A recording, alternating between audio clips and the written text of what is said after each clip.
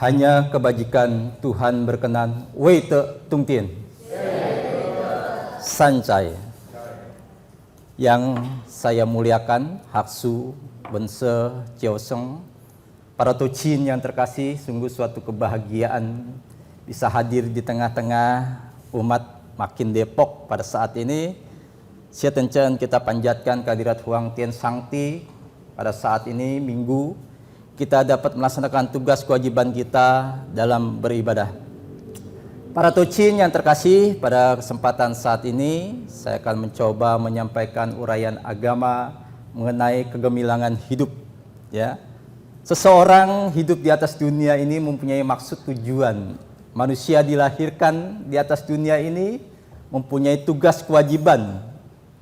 Tentunya apa yang menjadi tugas kewajiban itu ialah mengbilangkan kebajikan di dalam kehidupan kita, watak sejati yang anugerah Tuhan Maha Kuasa ada di dalam diri kita semua. Itu yang wajib kita lestarikan, kita gembilangkan di dalam kehidupan kita. Karena kita yakin dengan kebajikan yang bergemilang, ya, selalu berbuat baik di dalam kehidupan akan membawa senantiasa keberkahan di dalam kehidupan. Kita yakin dengan kebajikan yang bercahaya akan memberi keselamatan, memberi perlindungan, berkah karunia untuk hidup kita di atas dunia ini.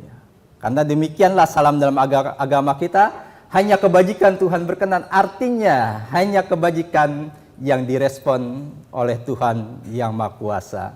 Maka banyak-banyaklah berbuat baik di dalam kehidupan. Agar apa? Kita diberikan berkah selalu dalam kehidupan kita. Tetapi ketika manusia selalu hidupnya di dalam kerundungan, ya, penderitaan, kesengsaraan, kenaasan, itu segeralah periksa hidupnya. Kenapa? Orang yang cenderung di dalam penderitaan karena perbuatan-perbuatan di masa lalunya yang kurang tepat atau kurang baik. Maka dari itu, untuk kita memperoleh sesuatu yang baik di dalam kehidupan kita di masa depan, mulai sekarang, tingkatlah amal bajik di dalam kehidupan kita, agar kita memperoleh kegemilangan di dalam kehidupan kita. Siapa yang mau hidup dalam penderitaan? Tidak ada yang mau. Siapa yang mau hidup dalam kesengsaraan? Tidak ada yang mau. Tetapi semua tergantung usaha dirinya masing-masing. Ya, ketika kita mampu berbuat hidup lurus di dalam firman Tuhan, saya yakin, ya, manusia itu senantiasa beroleh kebahagiaan, kesejahteraan di dalam kehidupan. Karena berkah karunia Tuhan itu bukan bentuknya hanya materi. Bentuknya bisa kesehatan, ya kan, keselamatan, perlindungan. Ya.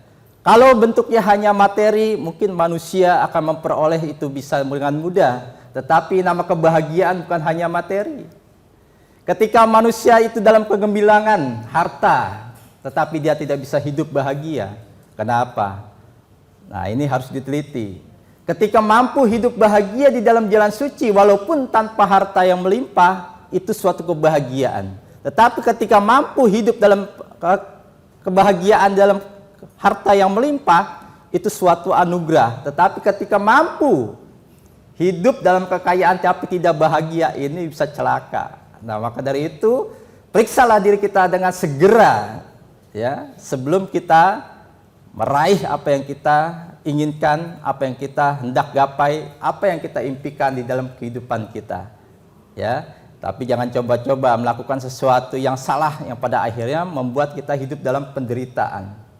Nah, tadi dibacakan di dalam kitab jelas dinyatakan bahwa ketika kita berusaha hidup di dalam kebahagiaan, hendaknya hal-hal yang positif itu kita mulai dari sekarang tingkatkan. Agar apa? Apa yang menjadi capaian tujuan kita di dalam kehidupan itu senantiasa kita raih dengan sempurna. Nah, tocin yang terkasih, ketika kita berusaha hidup di dalam kebahagiaan, tetapi kita lepas daripada kebajikan di dalam kehidupan, itu tidak menjamin kehidupan kita akan bahagia. Karena apa? Kebahagiaan mutlak, ya, mampu hidup membina diri di dalam kebajikan. Ketika kebajikan itu lepas di dalam diri kita, maka hati-hatilah, karena kesengsaraan sudah dekat di dalam diri kita.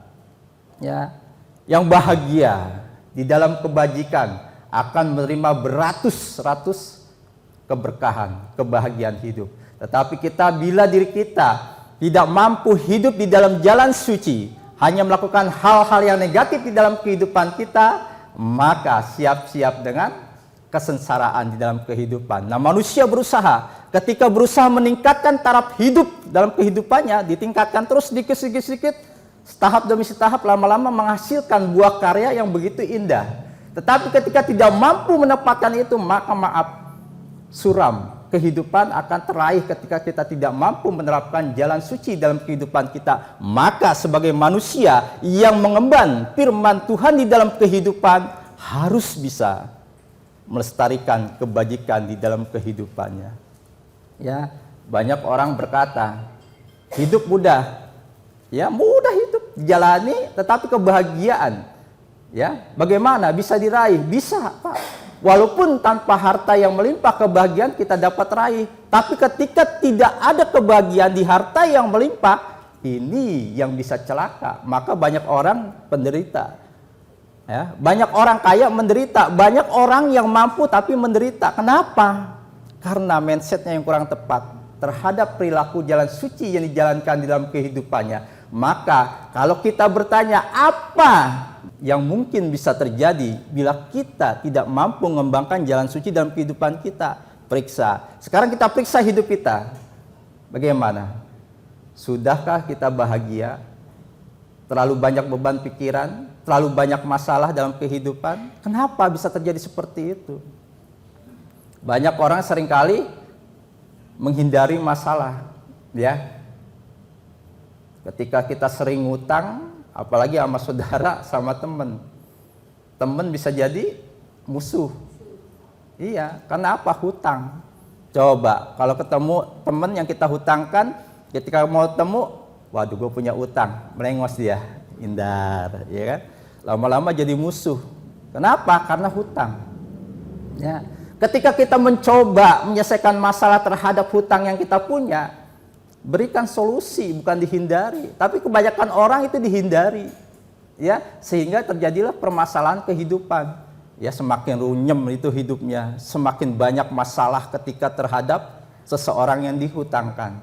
Ya, nah ini seringkali terjadi seperti itu. Kalau saya tanya, ya, Tocin tahu madu, manis. Terus ada madu yang pahit? Nggak ada. Yakin? Kalau anak kecil kata, dia ambil madu, diambil itu madu yang botol. Kalau Pak Bing ditanya, Pak ada madu? Waduh, belum punya madu Pak Bing. Jadi kalau sudah ditanya pengertian madu antara anak kecil sama orang dewasa sudah beda pengertiannya. Bener? Bener Pak Bing? Belum punya nanti gitu ya. Jangan Pak Bing ya. Kalau kata madu itu menjadi konotasi yang berbeda dalam setiap tingkatan umur, ya kan? Ya, seperti kata bisa itu dapat, arti bisa itu juga racun. Begitu kata madu itu bisa apa ya? Jenisnya minuman ya, cair itu sep madu. Tapi kalau orang dewasa dikata, "Kok punya madu?" dia mikir dulu. Nggak langsung dijawab, gitu kan? Nah, tahu ciri-ciri madu asli atau bukan? Kita harus bisa tahu membedakan madu asli dan madu bukan, KW gitu kan. Kalau madu asli itu ya, kalau kita pakai korek, mentol korek, kita colek madu, kita gejos ke korek, dia hidup, bener? Karena madu itu mengandung gas, jadi dia bisa hidup. Ya, walaupun pentol korek itu dibasahkan. Ya. Kedua, teteskan madu itu di atas kertas. Kalau madu itu diam, setitik itu diam, tidak membuyar, itu madu asli. Tapi kalau diteteskan di langsung buyar, sudah dicampur air. Dua. Yang ketiga, bawa madu itu ke rumah, bila istri marah-marah itu madu asli. Itu ya. Nah, orang hidup di atas dunia, ya, harus mempunyai tujuan hidup. Tidak boleh tidak mempunyai hidup. Karena apa? Seseorang ketika mencegat Nabi lewat, Nabi naik kereta kuda, cegat Nabi, dia jongkok, ya kan, jongkok, otomatis kan Nabi berhenti, ya kan? Ketika Nabi turun, Orang itu berdiri, diketok langsung dengkulnya sama Nabi itu orang. Ya. Kamu ketika kecil tidak menurut sama orang tua. Ya. Ketika dewasa tiada sesuatu yang bermanfaat kamu lakukan di dalam kehidupan.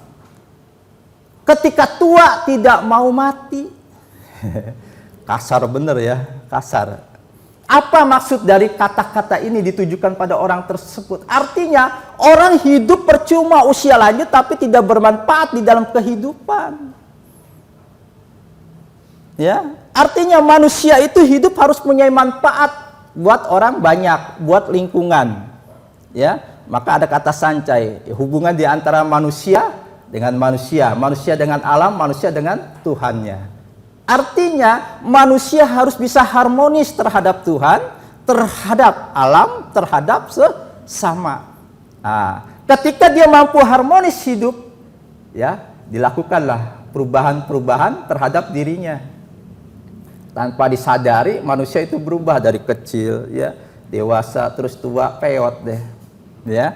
Kalau wanita sebelum 50 tahun cantik. Tapi kalau di atas 50 tahun jadi antik. Ya. Ceknya hilang tuh, jadi antik. Ya.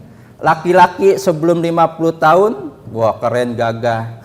Di atas 50 tahun L-nya hilang, jadi aki-aki. Tuh, ya. Ini perubahan-perubahan terjadi secara otomatis tanpa disadari maupun yang disadari itu terjadi di dalam kehidupan manusia, maka lakukan perubahan.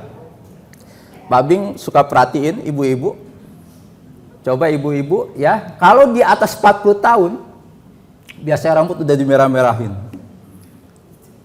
Kenapa tuh? Saya dulu gitu, waktu ngeliat istri saya, kenapa istri saya kok rambutnya mulai dimerah-merahin? Saya tanya, kenapa mah? Ubannya kelihatan Pak. Ya. Artinya dia mulai melakukan perubahan, gitu loh. Ya, perubahan itu disikapi supaya lebih menarik lagi gitu loh. Ya, kalau ibu-ibu di atas 60 tahun mulai kendor ya Bu ya. Tarik benang Bu, tarik benang. Wah, kinclong lagi Bu, tarik benang. Ya, kalau ibu-ibu mah jangan tarik benang, tarik ulur. Iya, kencang ulur gitu ya. Nah, kehidupan itu seperti itu. Terus berubah tanpa disadari maupun disadari. Nah, perubahan itu disikapi dengan baik agar apa memperoleh pencerahan, kecerahan hidup gitu loh. Supaya hidupnya ini benar-benar ketika tua pun tetap mempesona. Iya, kayak Haksu kan, biarpun sudah usia 70 tahun tapi tetap gagah. Ya, semua jenggotnya aja putih dia. Ya, tetap gagah. Artinya perubahan dia sikapi dengan penampilannya yang lebih modis gitu kan. Gaya rambutnya juga dirubah, ya. Orang yang tidak melakukan perubahan statis seperti itu biasa kaku, cenderung susah tersenyum. Ada bapak-bapak yang susah senyum di sini? Ada loh, ibu-ibu yang susah senyum. Ya kenapa? Terlalu banyak permasalahan hidup. Ya, dia jadi susah untuk senyum gitu kan. Tapi kalau sering senyum juga stres juga itu, bahaya gitu kan. Nah, berusaha memberikan yang terbaik dalam kehidupan, menyikapi segala sesuatu dengan senyum, ya. Ada masalah sedikit ya udahlah ikhlasin aja, senyum, ya kan? Iya, gelo sendirian tuh ya senyum ya. Berusaha menyikapi ya, artinya setiap permasalahan datang pada kita sikapi dengan senyum. Karena apa? Lebih rileks, lebih tenang, lebih menyehatkan. Ketimbang kita datang langsung marah-marah, dapat masalah, marah-marah, akhirnya tensi tinggi, kelepek-kelepek.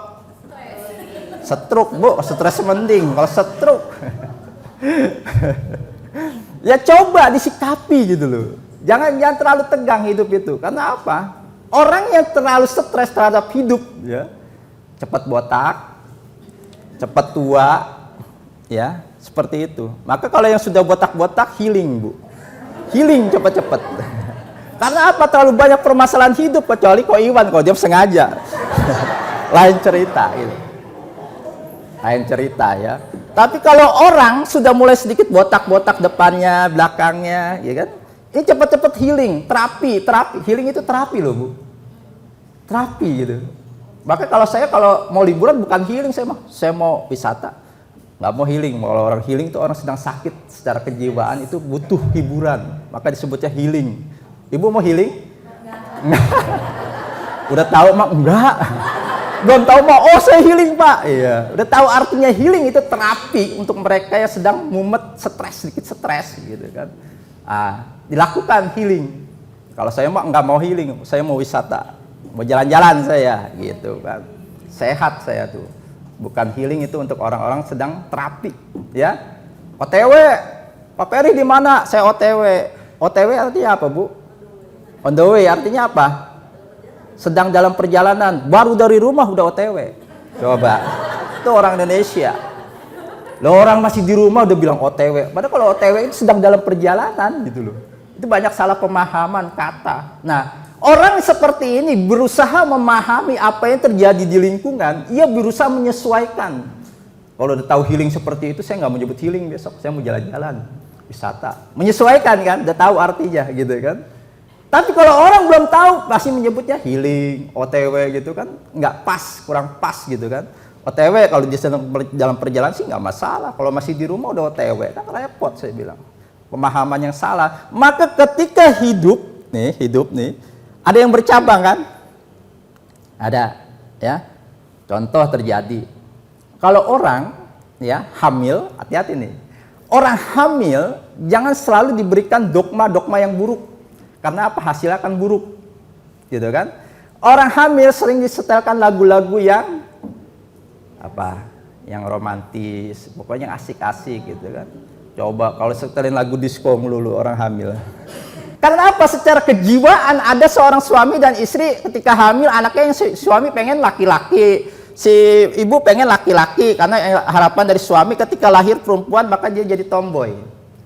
Banyak kasus di kita begitu. Anak pertama cewek tapi tomboy. Karena apa? Secara kejiwaan berpengaruh keinginan dari orang tua mendapatkan seorang anak laki-laki. Secara kejiwaan maka dia jadi anak laki-laki, secara fisik dia perempuan. Tuh. Hati-hati, itu secara kejiwaan berpengaruh besar. Maka apa yang dikandung itu terima. Baik cewek maupun cowok, jangan bersyukur, yang penting anaknya sehat. Ya. Ketika lahir, perhatikan. Nih, banyak terjadi kesalahan terjadi. Ketika anak lahir, kalau orang-orang muslim kan dibaca itu apa? Dibisikin apa? Hah? Kalau kita nggak di sini, tapi di ubun-ubun. Karena di sini adanya otak. Otak itu menjadi buah pemikiran. Ya. Dihembuskan, ditiup. Ya, kalimat-kalimat suci, ayat-ayat suci, wa itu tung tiansin itu.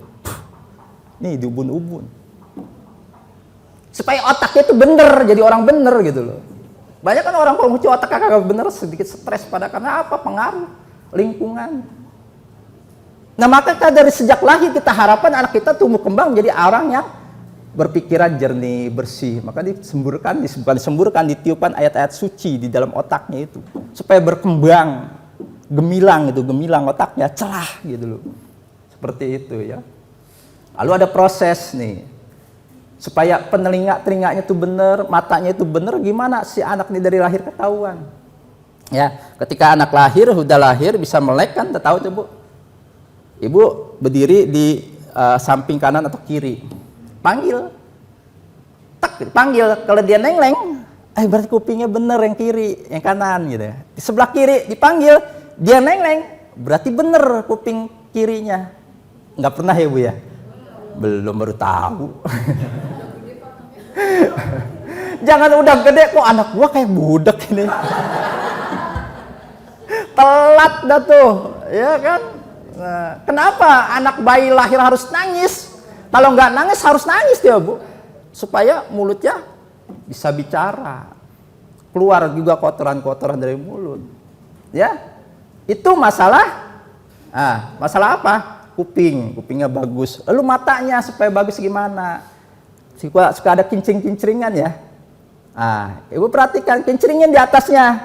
Kalau dia matanya dangak gitu tuh, berarti matanya bagus nih anak. Ya ke depan, dia kan begitu. Berarti bagus matanya. Kuping mata sudah bagus, maka ini pun harus dibenahi otaknya. Nah, tiupkan ayat-ayat suci ke dalam ubun-ubunnya supaya cerah, gemilang pemikirannya, gitu loh. Bersih, seperti itu. Nah, ini kan pola, ya, pola tuntunan bagaimana kita mengharapkan anak kita menjadi anak yang baik. Tapi kenyataan anak kita baik nggak sekarang? Periksa masing-masing. Oh, baik, bagus. Oh, anak saya bandel banget ya Pak. Ya mungkin kayak bapaknya dulu bandel gitu kan.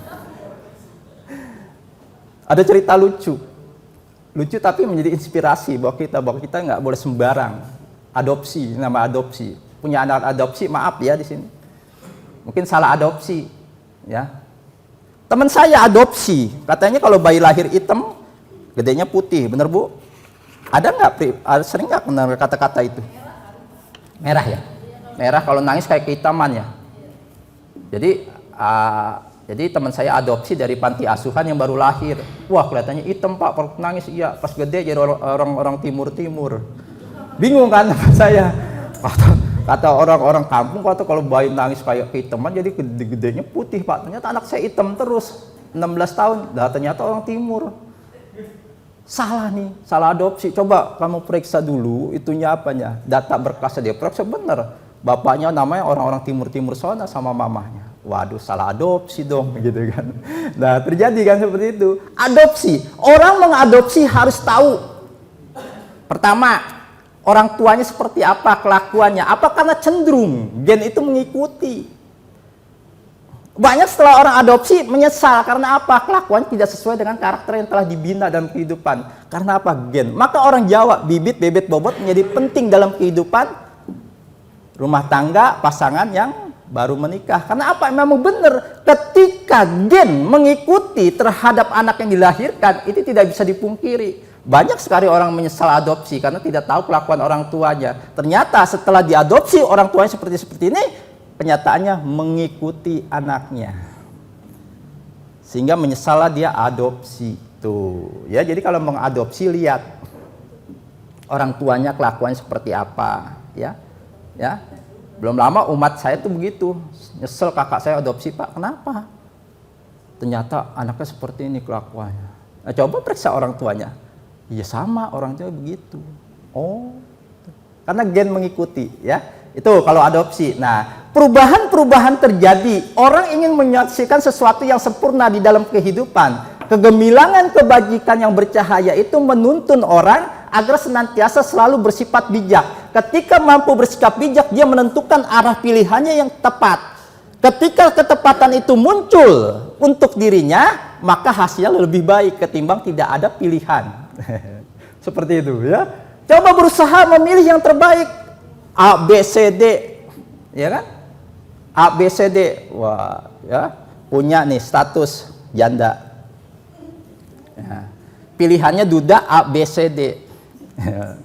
Wah, ini ada duda, ada A, B, C, D, 4 orang dekati saya sebagai janda. Coba dipilih kan nih, 1, 2, 3, 4. Ya. Wah, si A karakternya baik tapi boros, kagak jadi. Si B baik tapi pelit, kagak jadi. Ya kan? Cewek juga punya kriteria. Oh, si C baik, ya kan? Orangnya tidak boros, kaya, perhatian. Ya, tapi sering selingkuh, ya, ceweknya banyak gitu kan. D, ya kan, orangnya sederhana, baik, perhatian, ya, tapi peduli gitu kan, tidak bermacam-macam, maka dipilihlah ini si D. Si D dipilih, ya. Setelah si D dipilih, si D bertanya, kamu anak berapa? Ya. Janda anak berapa? Anak 3. Wah, mikir si D, ya. Kalau mendekati orang status janda dengan anak masih kecil, tentunya punya pemikiran yang lebih besar, lebih harus lapang dada. Karena apa? Seperti catatan di dalam jalan tol itu sering tahu nggak? Pastikan saldomu cukup. Ya. Karena apa? Status janda dengan anak 3 butuh kebutuhannya luar biasa. Kalau saldo kita nggak cukup, melaratlah hidup. Bener ya? Ya. Bijak tidak seperti itu, coba. Pikirkan. Segala sesuatu ada resiko, segala sesuatu pasti punya ya maksud dan tujuan dalam kehidupan. Ketika kita mensantuni ya anak-anak gitu kan, yatim, janda-janda seksi, Bingung tuh Pak, bingung janda-janda seksi Pak. Iya, orang kalau kita mau nyombong gitu kan, seorang sombong itu kan butuh orang lain. Nggak mungkin kok Cocin menyombong punya emas di depan cermin. Wih, hebat nggak emas saya? Wih, anting saya. Nggak mungkin, ya. Oh, kita mau sombong aja butuh orang lain. Arti kita pamerkan ke orang lain, ya kan? Kita mau jadi sempurna, nggak butuh perhatian orang lain. Bagaimana kita mengembilangkan kebajikan dalam kehidupan itu usaha diri sendiri. Ketika kita menentukan pilihan kepada janda anak 3 dengan resiko segala macam, ketika kita mampu dan sungguh-sungguh, pasti bisa. Gitu. Ya. Keyakinan di dalam diri itu untuk merubah taraf hidup, merubah kelakuan kita, merubah sifat-sifat buruk kita, gitu kan. Kemampuan ini semua tergantung usaha diri sendiri, gitu loh. Maka jangan takut terhadap janda-janda gitu kan.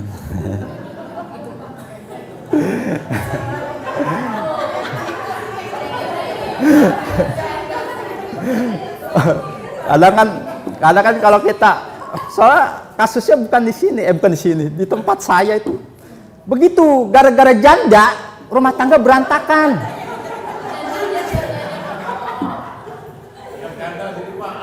Banyak ya, banyak. Pasti di semua makin pasti ada janda, gitu. Ya. Saya belum lama Pak ke rumah, kenapa ini rumah tangga kenapa ya begini, kenapa? Ya udah saya datang. Enggak ada apa?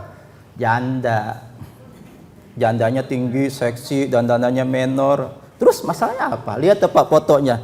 Iya foto. Kenapa ini? Suami saya ngeliatin dia aja. Loh. Saya bingung kan? Loh. Sekarang begini, kalau saya nengok ke sono, apakah berarti saya yang lihat si Hatta? Bisa aja ngeliat Ko Andi, lihat Pak Bing, lihat Pak Wense, lihat Haksu, bisa kan? Iya sih, tapi kan matanya ke sono Pak. Itu kan hanya foto, saya bilang. Jadi buruk sangka terhadap suami yang sedang nengeng lihat janda, begitu. Itu foto ngepas banget lagi. Jadi tahu istrinya lagi. Waduh, celaka gara-gara foto itu. Jadi aduh runyam rumah tangganya sampai 6 bulan. Berapa bulan tuh Bu begini? 6 bulan. Gimana? Makan enak? Agak. Tidur? Enggak nyenyak. Terus masalah di mana? Ya ini gara-gara foto. Bukan masalah fotonya, tapi praduga yang tak bersalah terhadap foto ini. Belum tentu suami ibu ngelihat janda itu, bisa aja ngelihat lontong jatuh, bisa aja ngelihat nasi bungkus di box itu, bisa kan, di sini kan ada macam-macam. Bukan berarti ngelihat itu janda. Saya bilang itu 6 bulan Bu, nggak enak makan, nggak enak tidur. Waduh, nyiksa kan? Itu gara-gara itu doang, gara-gara foto. Ya, ada lagi masalah apa? Salak. Orang nggak bisa BAB karena apa? Makan salak Pak 2 kilo dalam 3 hari. Sebenarnya bukan di salaknya kalau duga saya. Terus kan kita doa kan? Setelah kita doa kita korek-korek kan? Sebenarnya bukan di salak, apa? Di pikiran kan? Ada yang dipikirkan lumut banget. Iya Pak, kelakuan ini begini. Itu. Orang yang stres ya, terganggu permasalahan ya, hati dan pikirannya kadang tidak menentu. Ya, hati yang tidak pada tempatnya, sekalipun melihat takkan tampak, sekali mendengar takkan terdengar, itu tidak pada tempatnya. Maka orang ketika pikiran dan hatinya terganggu, terusik secara hormonal, pencernaan terganggu, nggak enak makan kan? Benar, nggak enak makan, ya. Sekalipun menikmati takkan merasakan nikmatnya, nggak enak tidur, benar? Nah, terganggu loh hormonal semua. Fisiknya terganggu, nggak bisa BAB, ya kan? Nggak bisa segala macam dah di perutnya tuh, ya. Ini maka rubah cepat, segala sesuatu yang mengganggu pikiran itu diselesaikan, mengganggu hati kita dibereskan, ya. Ketika semua permasalahan beres itu kan tenang hidup, bener? Ya. Punya suami pelit nggak Bu? Ada yang pelit. Kalau punya suami pelit mah Bu, ya.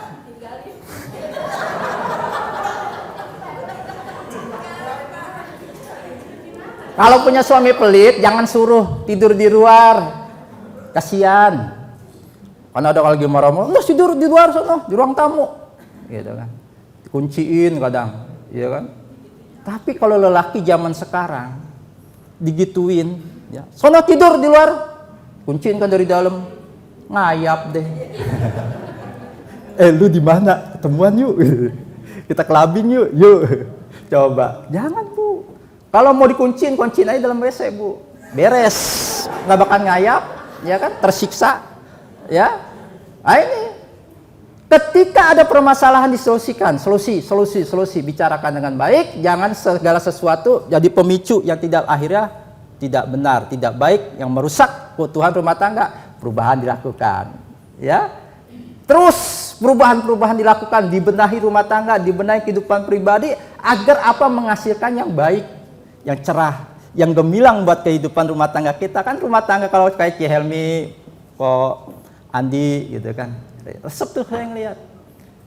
Happy aja kemana selalu berdua gitu kan. Berarti makan onde dulu berdua. Iya, kalau orang nggak makan onde kan kondangan, udah lu sana duluan gitu kan. Iya, istri itu duluan tuh. Pinter tuh suami taktiknya. Ya, dia duluan tuh. Kan suami belakangan tuh kondangan. Nyokek dah. Iya, nyokek dah. Ada wayang dah di situ. Itu pinter tuh. Ya. Kalau suruh kondangan duluan jangan mau, Bu, bareng gitu. Karena apa? Udah punya strategi suaminya. Gitu kan? Ya, disusun nih strategi bagaimana tuh gue bisa nyokek, gue bisa joget dangdut, begitu kan? Ah, itu udah pinter. Lelaki sekarang tuh banyak akalnya. Lelaki banyak akalnya, kalau perempuan banyak perasaannya. Nah, kalau perempuan sedikit terganggu perasaannya, terganggulah kejiwaannya. Kalau lelaki lain, banyak akalnya, semua diakalin, Bu. Yang penting gua happy. Maka ada peribahasa, biar ibu, ya, biar si ibu, ya, baperan, bapaknya happyan. Happy, lelaki itu selalu happy. Nggak percaya? Lelaki itu selalu happy. Contoh, kalau ada masalah, ribut kan, berantem, nah, diusir tuh suami dari kamar. Tidur semua, gitu kan? Tidur tuh kan ya. Dia main HP dah, ya kan? Dia main HP, calling-callingan, dapat kumpul yuk, kumpul. Bini gue lagi ngambek nih, kebetulan kalau bini gue ngambek gue bebas sudah. Kemana aja gue pergi bisa, gitu kan? Enggak diomelin, enggak. Ya, diomelin gue pergi lagi, gitu. Pinter ini, calling-callingan, kumpul. Pongpo, siapa bilang hanya wanita yang suka ngerumpi? Lelaki itu kalau udah pongpo, lupa diri. Tuh, betul. Kalau udah kongko sama temennya, wah happy kan? Kalau saya tanya, kalau ibu diundang ke rumah temen, ya, apakah ngobrolnya suami istri kumpul itu? Enggak. Pada akhirnya ujung-ujungnya misah. Lelaki ke sono, perempuan ke sini. Perhatiin coba. Saya selalu begitu, saya perhatiin. Kalau udah kumpul nih suami istri diajak kumpul bersama, tapi ujung-ujungnya ya cowok sama cowok, cewek sama cewek. Gitu loh. Apa yang diobrolin cowok pasti cewek, apa yang diobrolin cewek pasti cowok, begitu kan? Selalu yin yang kehidupan. Maka manusia memperbarui dirinya terus-menerus tuh kan, ditingkatkan. Bagaimana kemampuan dirinya diolah sedemikian rupa sehingga mampu menerapkan, ya, perubahan-perubahan itu terjadi dalam diri kita. Ya, apat. Ya, contoh sekarang apat. Sekarang sering di luar pulau ya, di pulang kampung sekarang, ya kan? Perubahan terjadi pada apat. Apanya yang berubah, Bu? Perhatiin.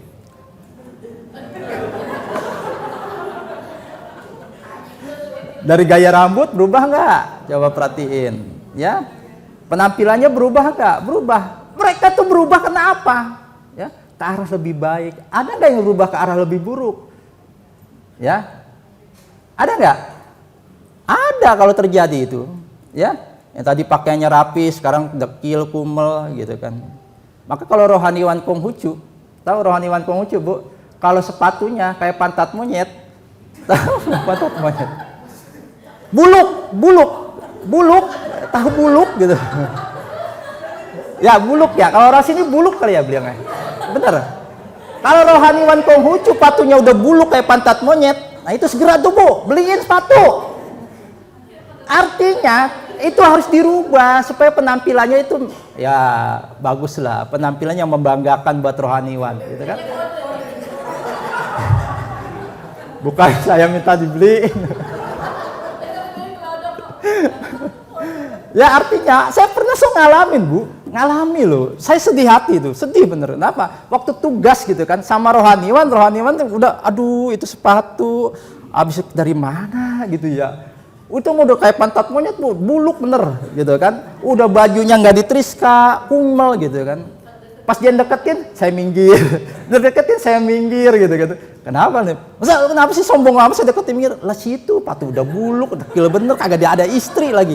Aduh, itu jadi duda yang bener lah, saya bilang. Sekarang kalau umat Konghucu dideketin situ, itu nggak bakal diaku sebagai rohaniwan. Bener nggak? Ayo, siapa yang mau besok ada rohaniwan seperti saya deketin dekat situ. Ini rohaniwan Khucu, ini umatnya gitu kan. Merasa apa toh, Cin? Sedih. Maka penampilan itu kan diperbaiki. Jangan status duda akhirnya merusak penampilan. Enggak kan, sekarang siapa yang mau janda dengan duda dekil? Ada enggak? Enggak ada. Maaf para duda, maaf. Bukan menyinggung para duda. Janda pun nggak mau, janda anak 5 kecil-kecil sama duda yang dekil kumel nggak ada yang mau, nggak ada. Karena penampilan itu penting, bener bu? Benar. Kalau punya suami penampilan selalu rapi, ya kan? Bener pak? Senengan ya istri. Kalau suami punya istri dekil mau pak diajak ke mall?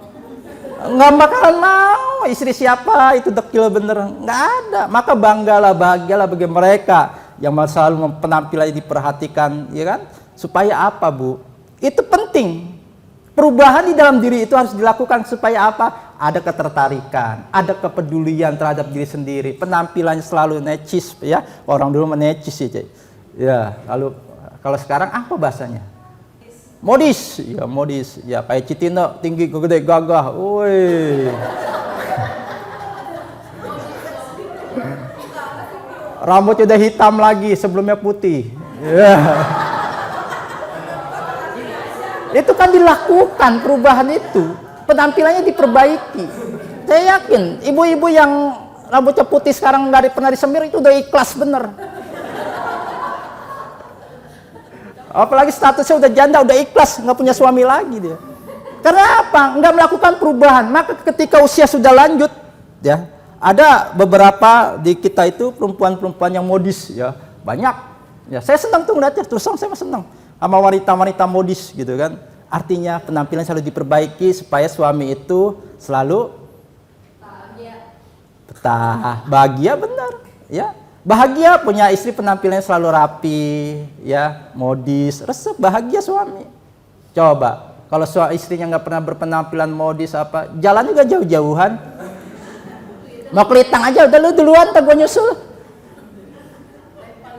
Ya, terjadi seperti itu. Maka perbaruilah diri terus, ya melakukan perubahan-perubahan agar mencapai pencerahan gitu. Penampilan selalu gemilang, penampilan selalu baik, bagus. Gitu loh maksudnya. Ya, seperti ayat-ayat tadi sudah dibacakan seperti itu. Jadi hanya kebajikan, ya kebajikan, sabda-sabda Nabi senantiasa memberikan bimbingan terhadap hidup manusia di atas dunia ini agar selalu bergemilang penampilannya, perbuatannya, ya kan? Tidak usah ragu, nggak usah takut dikatakan, oh udah janda aja, udah duda aja masih penampilannya begitu. Ya. Ayo, mau perubahan nggak? Mau perbaiki, ya, perbaiki diri kita. Tadinya cukurannya belah dua, kayak belah pantat kan gitu, ya. Ubah ke belakang, ya, gitu kan? Coba, ya. Tadi penampilannya mau rambutnya pendek, sekarang dipanjangin dikit-dikit, iya, itu kan berubah ya. Supaya apa? Menarik. Penampilannya selalu modis, bahagia. Pak Bing pakai minyak rambut kan? Usia berapa Pak Bing? 59, dikit lagi 60. Dikit lagi usia lanjut. Tapi tetap modis. Ya, penampilannya selalu dijaga agak menarik gitu kan. Siapa nggak suka ngeliat seperti itu? Ya. Tapi jangan saat ini jangan, ya. Karena apa? Masih punya istri, punya anak juga sudah bahagialah. Jangan diganggu ini kehidupan rumah tangganya. Ya, berusahalah memperbaiki diri agar lebih baik, lebih modis lagi. Yang penting tidak melupakan, ya, atau ingkar dari jalan suci itu, ya. Ada orang kan suka begini, Pak, itu orang tarik benang, itu secara agama gimana, Pak? Tapi sampai sekarang nggak ada yang komplain ya. Tarik benang silakan aja, mukanya lagi lebih kenceng lagi, selama itu tidak merusak ya, menjaga penampilan lebih modis lebih baik sih menurut saya nggak masalah gitu loh. Lalu kalau Pak Abdi mau tarik benang, ya silakan aja, lebih kenceng lagi gitu kan, modis lagi gitu kan, silakan aja, nggak masalah gitu. Ya. Kalau saya nggak bisa tarik benang Pak, tarik kolor saya bisa. Mahal Pak, tarik benang itu, ya bisa berjuta-juta tuh. Cepet ya, kalau cepet ya mendingan saya bikin rumah kontrakan Pak, ya.